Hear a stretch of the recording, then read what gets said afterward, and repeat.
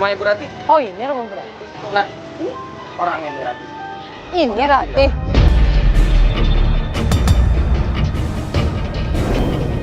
Makasih ya. Iya, nggak apa-apa terbagi. Emang lo minta berapa?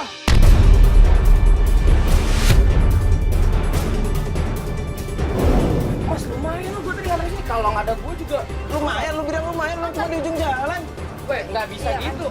Ribet lo kesininya. Lu cari masalah. 10.000 lah, 100.000 lah.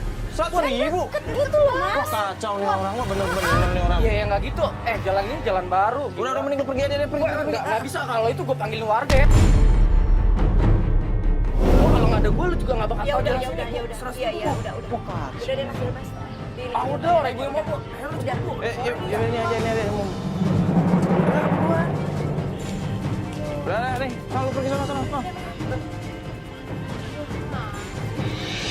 Deket banget loh, ya tadi ngapain ngasih 100.000 sih? Dia bener-bener jauh, kalau bener dia yang kita maksud.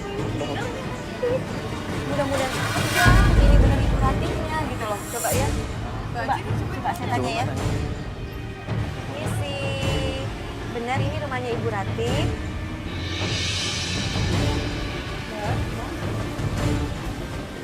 Rumahnya Ibu Rati?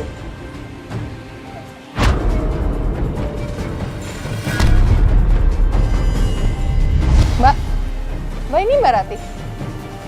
Mbak. Mbak. Mbak Rati. Mbak. Astagfirullahaladzim. Mbak. Mbak Rati. Mbak. Astagfirullahaladzim. Mbak. Mbak ini. Mbak. Ada apa? Kalian siapa? Rati, kenapa kau nak? Kenapa jatuh begini? Coba tanya deh Mbak. Ibu, Iya. Ibu, saya kesini mau tanya. Iya. Apa Ibu kenal dengan yang namanya Gino? Gino, saya kenal. Kamu siapanya Gino? Saya istrinya Gino, Bu. Kamu istrinya Gino? Kurang ajar. Ngakunya bujangan. Anak saya jadi begini.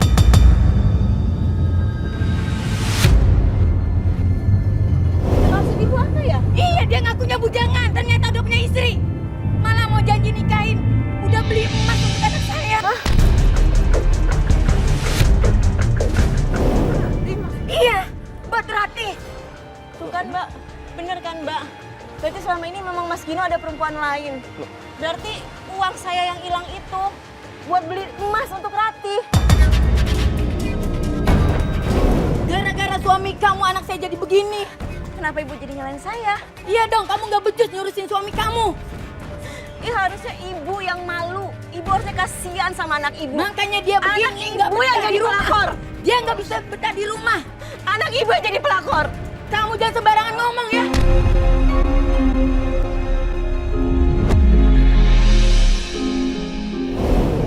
Ibu juga jangan main sembarang nuduh sama saya. Jaga omongan kamu. Nino itu suami saya, Bu. Tapi kan anak saya sudah menderita. Lihat anak saya terberat. Lihat, Bu. Begini keadaannya, Bu. Bu, istighfar dong, Bu. Coba Ibu lihat. Lihat, Bu, keadaannya, Bu. Dia anak-anak saya satu-satunya, Bu. Saya nggak bisa, Mbak. Udah. Bu, Ibu tenang dulu. Ibu istighfar ya, Bu ya. Ibu istighfar, Ibu tenang dulu. Bu, maaf ya Bu ya, kita datang seperti ini mungkin terkesan dadakan, bikin anak Ibu malah jadi kepikiran. Tapi sebenarnya kita kesini tuh tujuan kita kesini tuh nyari suaminya dari Mbak Lasmi, Pak Gino. Nah, maaf ya Bu ya, kalau misalkan Pak Gino punya masa lalu dengan anak Ibu. Nah, Ibu tahu nggak sekarang Pak Ginonya ada di mana? Saya nggak tahu. Saya nggak tahu keberadaannya. Tidak pernah datang sama sekali sampai anak saya begini. Saya udah nyari kemana-mana, nggak pernah ketemu. Saya telepon tidak pernah diangkat, Pak. Ibu juga udah nyari, Bu. Sudah. Saya kasihan sama anak saya, Pak. Dia stres berat, Pak. Karena perbuatannya. Jadi anak ibu tuh kayak begini karena Pak Gino pernah menjanjikan mau menikahi dan membelikan perhiasan gitu-gitu, Bu. Iya, Pak. Ya Allah. Ternyata dia cuma seorang penipu.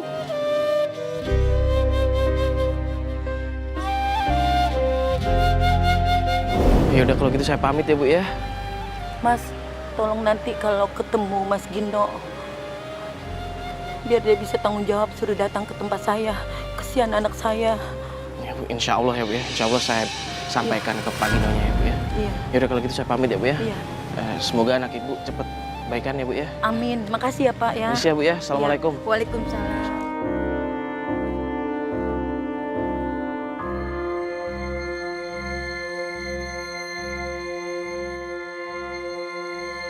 Kok bisa sih Pak Gino tuh tega banget sama ibu? Jadi seperti itu. Sebenarnya ada masalah apa sih di keluarga kalian sampai Pak Gino tuh ada niatan buat nikahin Ratih? Nggak ada masalah apa-apa, Mbak. Ya Allah. Rumah tangga kita tuh baik-baik aja. Mas Gino juga sayang sama anak-anak. Cuma nggak tahu kenapa belakangan ini Mas Gino jadi seperti itu. Bahkan sampai dia mau menikahi Ratih, coba Mbak. Gimana ya? Tadi kamu ngobrol apa yuk? Aku nggak ngobrol banyak sih. Gue cuma coba nenangin, gue nanya.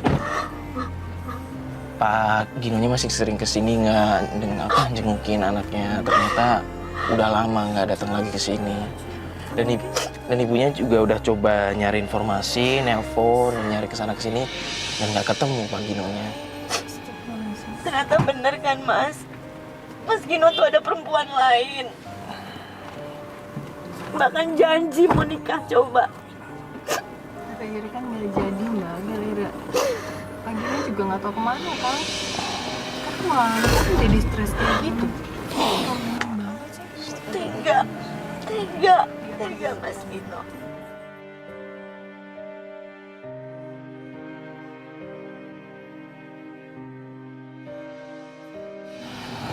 Saya nggak tahu mau bilang apa, Mbak. Tega. Sampai segitu teganya Mas Gino ambil uang tabungan saya. Yang dimana uang itu dipakai buat beli emas untuk Ratih. Padahal uang tabungan itu saya simpan untuk anak-anak, Mbak.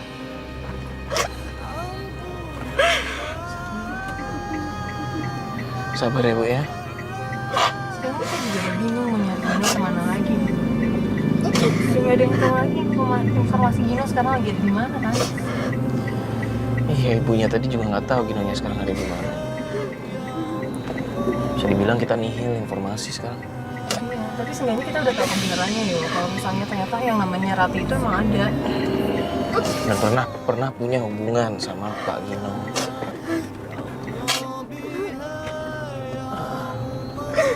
Gini aja deh, Bu. Ini kan juga udah sore. Dan kita kan sekarang juga nggak tahu mau kemana lagi kan. Ini aja deh, mending kita antar ibu pulang, biar ibu bisa istirahat juga, bisa nenangin pikiran. Nanti kita atur strategi lagi besok aja ya, Bu ya.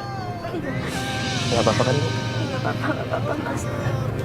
Jadi kita pulang aja ya, Bu ya sekarang. Iya, Mbak. Yang sabar ibu banyak-banyak berdoa. Ya udah ya, Mas Bas, kita antar pulang dulu. Terima kasih ya.